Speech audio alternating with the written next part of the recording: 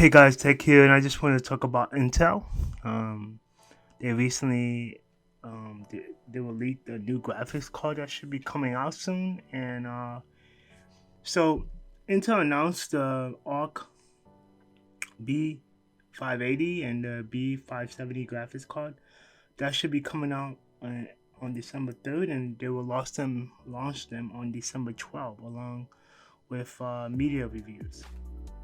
As we can see, they said that it might not be a high-end card. We don't expect these cards to be really powerful, but we do expect them to be pretty decent enough that they could perform really well, right?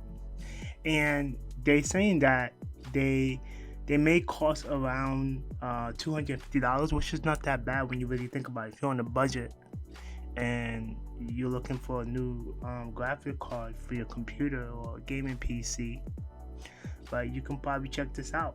It's going to be a limited edition of Arc B580, right?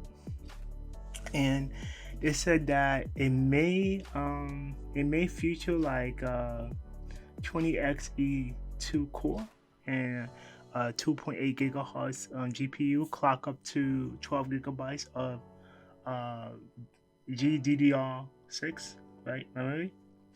And it says that it may have a 192-bit memory interface. And it says it may have 2 axle fans and a single 8-pin CPI power connector, right? So this video card seems like it has potential. So we're gonna see on Tuesday what Intel are gonna come out with to compete with AMD. We all know that AMD and Intel have been competing with each other for years now, and Intel's not really doing well. My personal opinion, I think AMD is a better processor, and Intel is not that great. So let's see what Intel comes out with during this week.